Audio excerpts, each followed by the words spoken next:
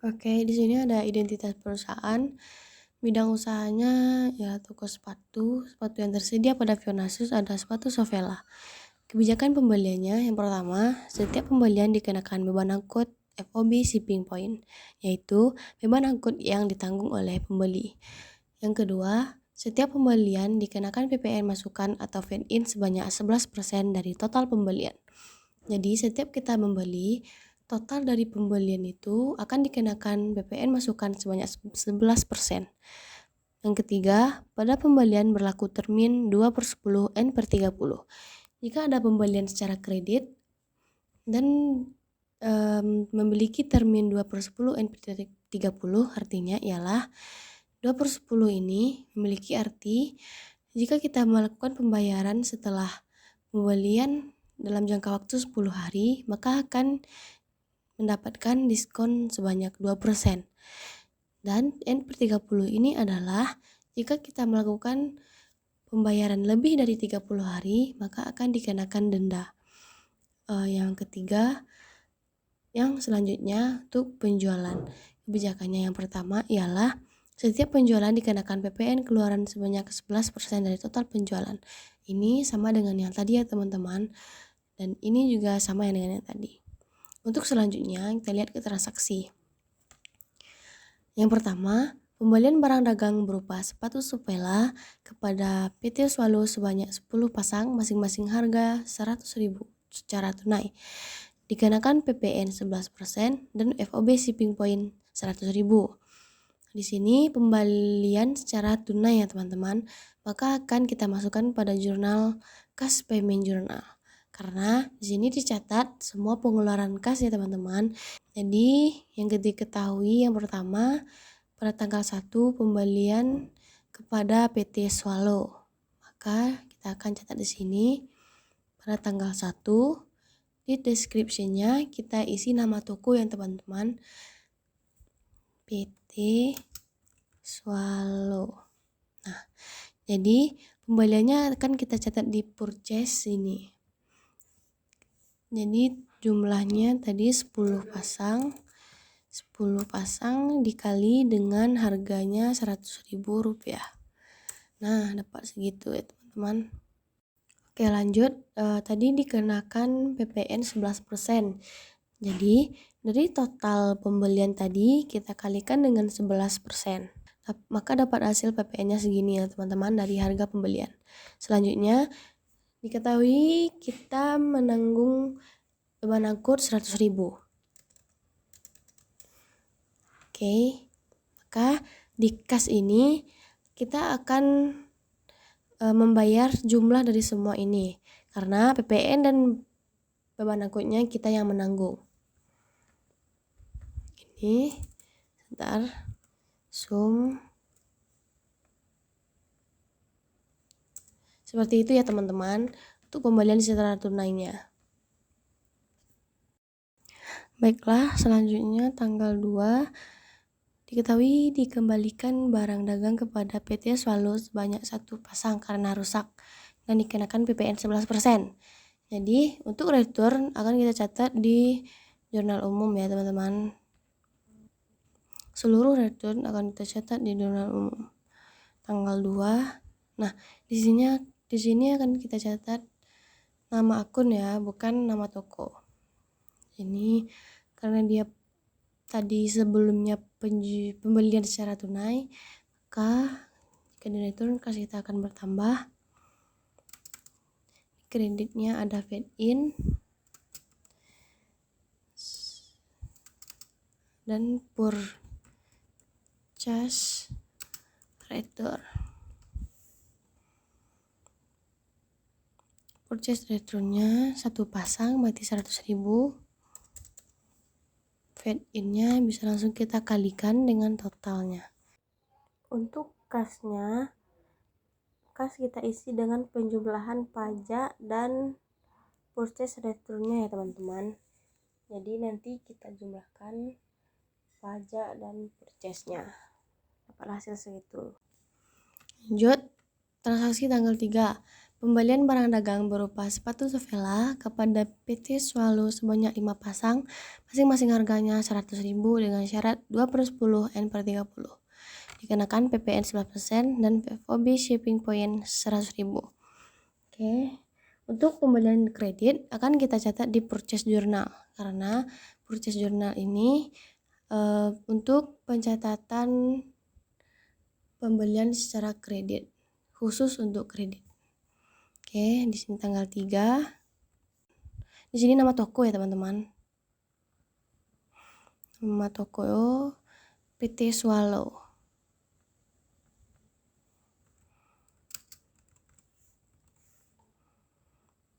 Di sini pembeliannya 5 pasang.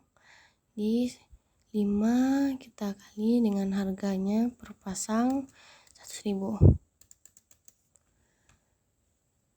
Fed in-nya dari total pembelian kita kalikan 11%. Dan dikenakan beban angkut 100.000. Karena dia pembelian kredit, maka utang akan bertambah dari total seluruhannya.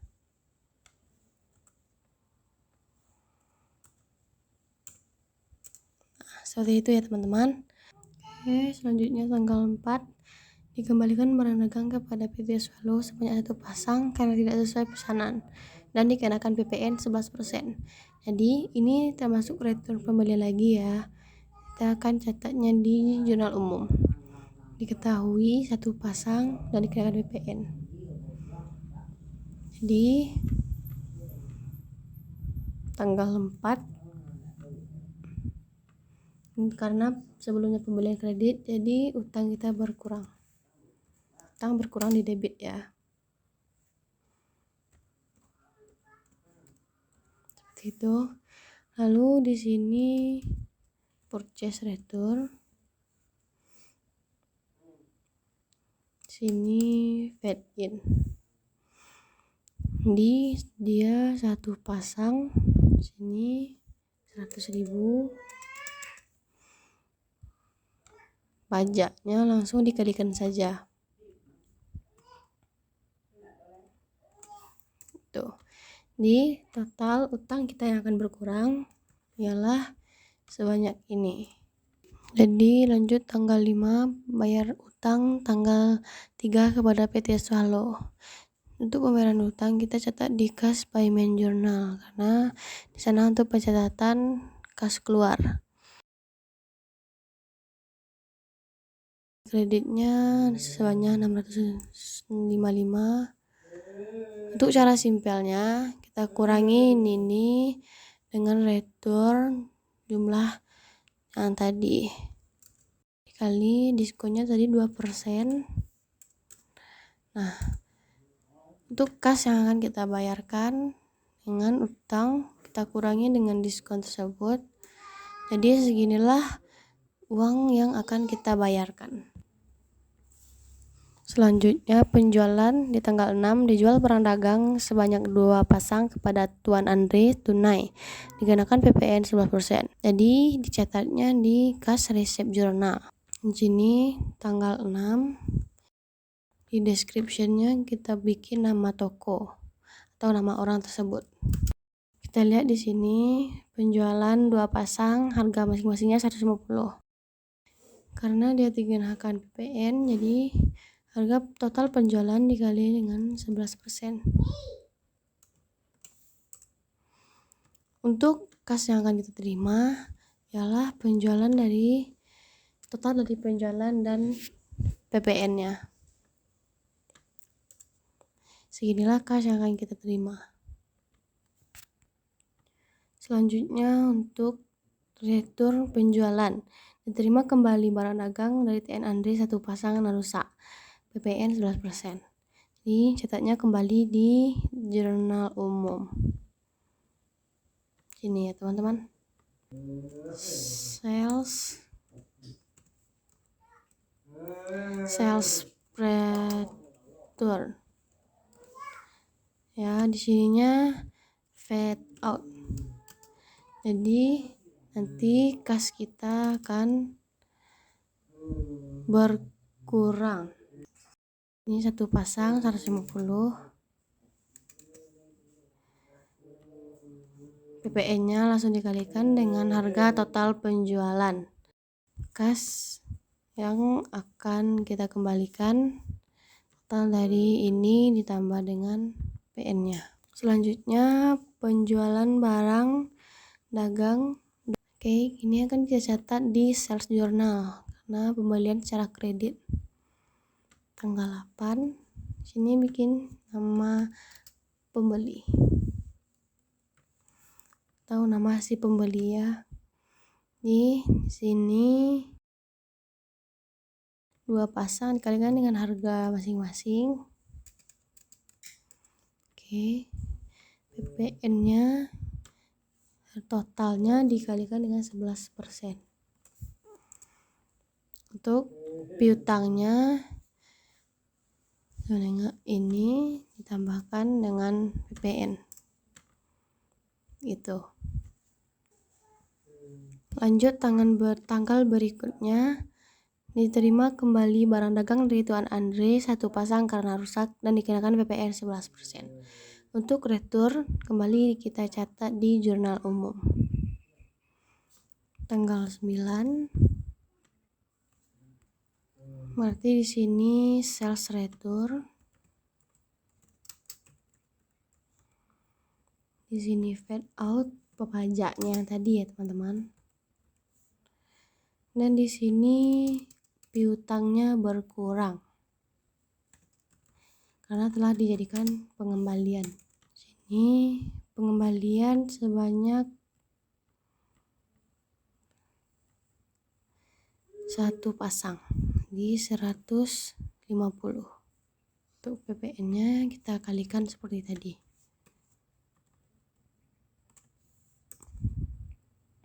Piutangnya juga total dari ini tambah dengan ini. Gitu, teman-teman. Selanjutnya untuk tanggal 10 diterima pelunasan piutang dari Tuan Andre pada tanggal 8. Jadi untuk pelunasan piutang itu kas masuk catat di sini ya teman-teman. 10 dari Tuan Andre. Caranya sama seperti tadi. Seperti pelunasan utang, kita bikin di sini, lalu kita kurangkan dengan returnya.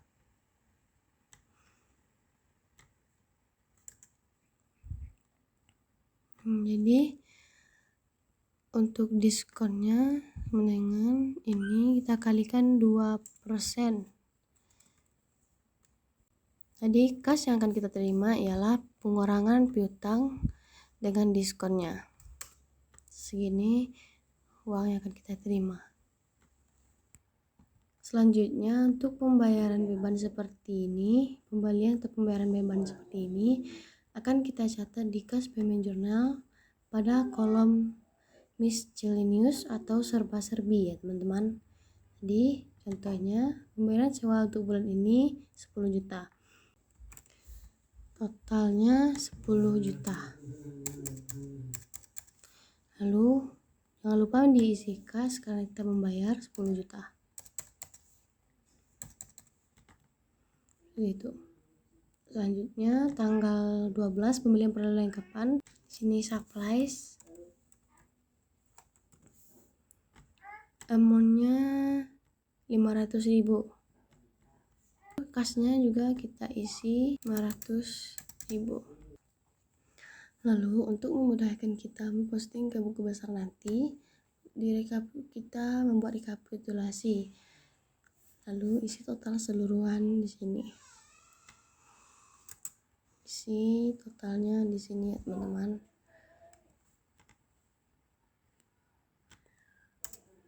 Seluruh jurnal khusus kecuali jurnal umum ya teman-teman dibuatkan rekapitulasinya semuanya. Seperti itu agar memudahkan kita dalam pemustingan ke buku besar nanti.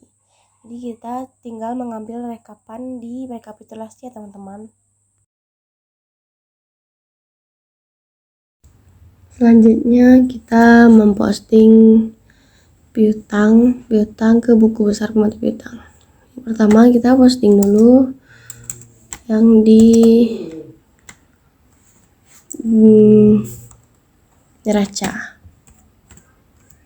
Bikin balance ini yang di neraca ini.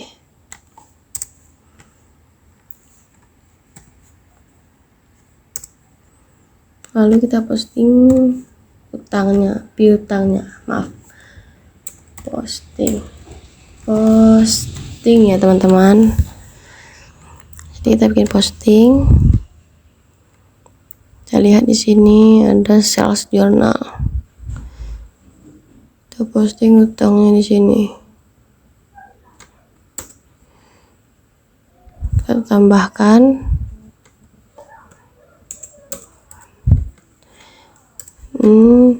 Lalu kita lihat sebenarnya ada return tanggal 9. Betul. Ini sih tanggal 9 posting. Lalu dikurang di sini yang ini ya teman-teman. Nah, ambil yang account receivable-nya. Begitu, lalu dikurangkan ini dengan yang ini. Lalu pelunasannya tanggal 10 ada pelunasan piutang. Tanggal 10 posting pengurangan berarti ya. Kalau pelunasan pengurangan, ambil yang receivable-nya lagi lalu dikurangkan. Ini dikurangi dengan ini. Oke. Ini kita hapus saja kolom yang berlebih ini ya. Oke, lalu kita posting ke sini ya teman-teman. Kita catat di listnya. Seperti itu. Lalu ke utang pada tanggal, kita posting dulu yang ini ya. Kita posting dulu yang di neraca. Tanggal 1 berarti balance C.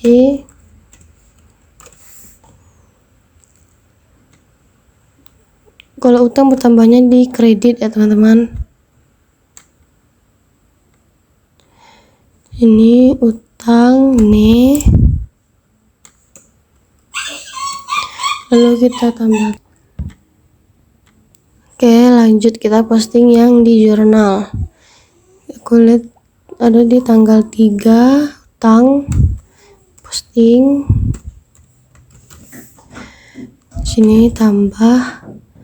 Berarti di purchase di sini ditambahkan ya teman-teman. Di ini lanjut kita tambahkan di sininya, di saldonya kita tambahkan. Gitu. Lalu kita lihat lagi di tanggal 4 ada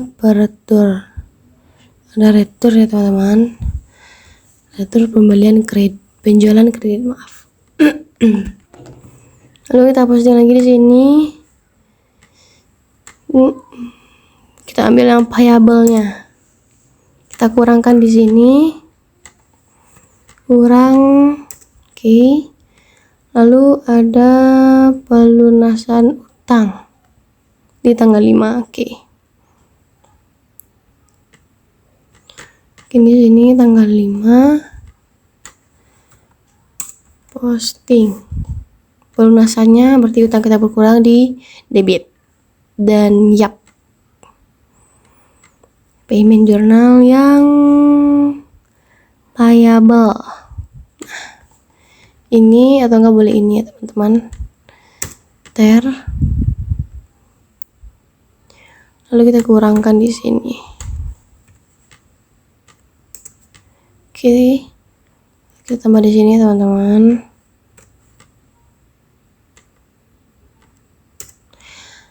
Maaf ya, tadi lupa yang kita udah diposting ke buku besar harus diberi tanda di sini. Nanti dicentang di ref-nya ya teman-teman. Kita centang dulu di sini ya.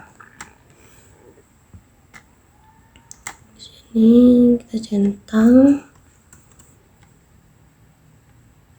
Oke, yang udah diposting itu kita centang ya teman-teman.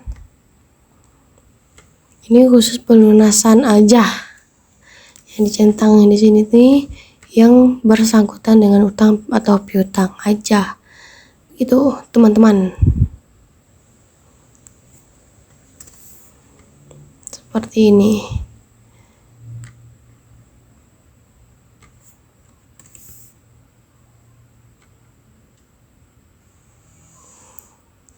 Kita centang lagi.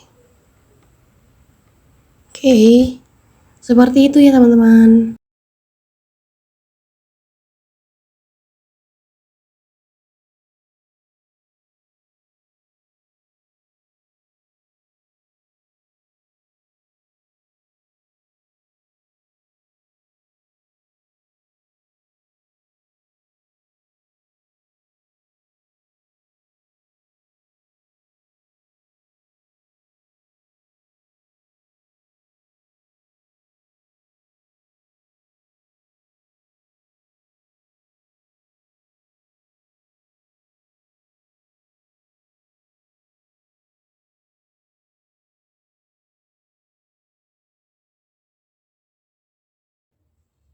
Lalu kita sekarang mencari persediaan akhirnya ya teman-teman.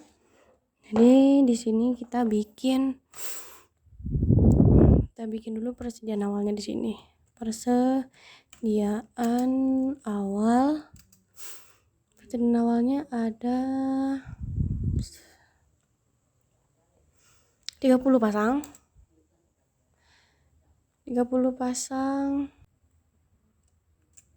100.000, maaf.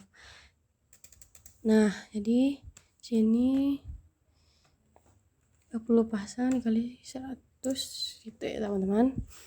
Lalu kita cari untuk pembeliannya.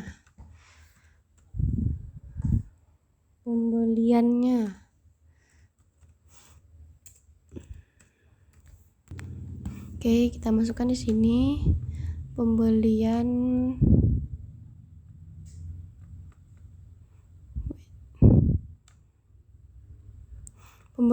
ada di tanggal 1/3/4 ini ya teman-teman. Karena return juga kita masukkan. Oke.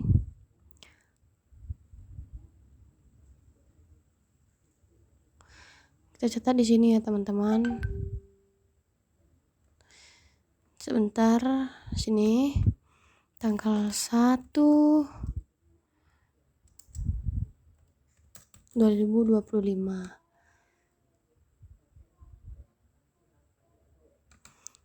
Sebentar, kita bikin di sini. Jumlah yang pertama 10 pasang, kita kalikan dengan 100.000. Di tanggal 2 terjadi return. Di sini kita kasih tanda kurung ya teman-teman untuk menandakan dia berkurang atau dikembalikan. Pada tanggal 3 kita beli lagi 5 pasang.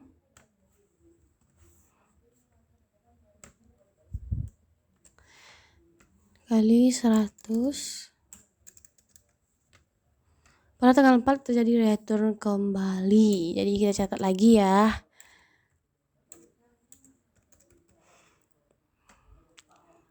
Return 1 lagi kalau nggak salah. Ya.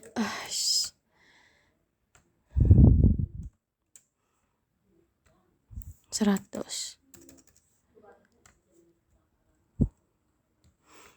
Coba dikali dulu.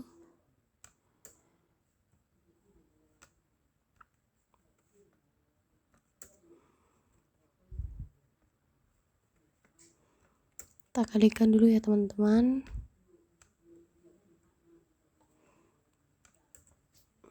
Oke, setelah itu kita jumlahkan yang itunya. Berapa pasang unitnya itu. Kita jumlahkan semua.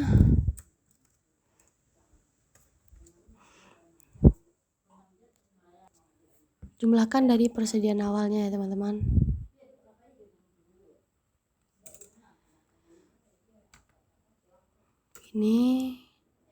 Ininya juga dijumlahkan.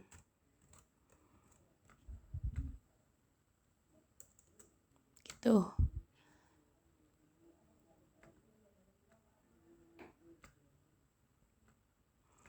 Lalu kita cari untuk penjualannya.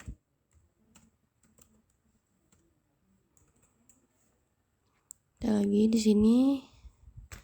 Kita lihat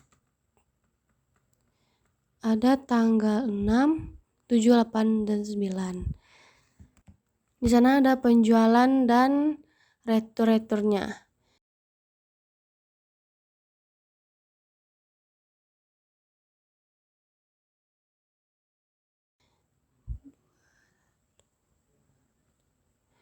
Oke. Cetak lagi di sini ya. Wait. Nah, di sini tanggal 5 terjadi penjualan 2 pasang. Penjualannya 110. Lalu terjadi lagi retur 1 pasang. Kalikan lagi ya teman-teman.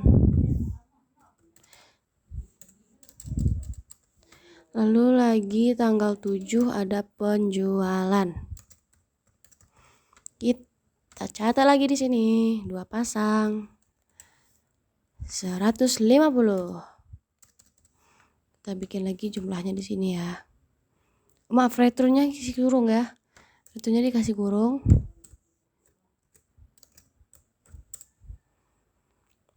Oke, ntar ya.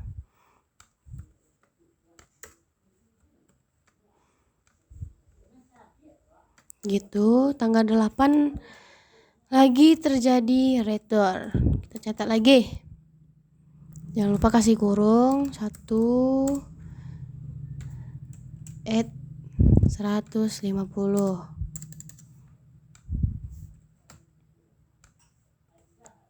Kalikan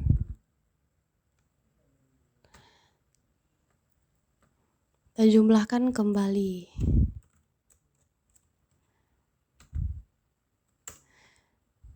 Oke, ini juga.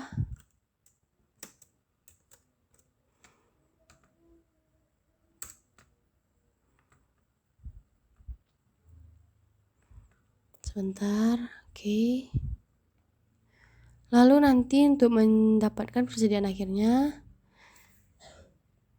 yang ini kita kurangkan ya teman-teman. Persediaan akhir.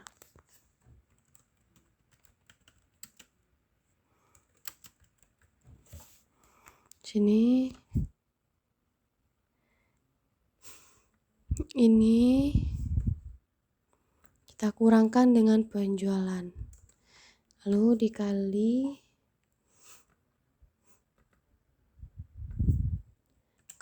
dengan 100. Karena segitu harga penjualan kita.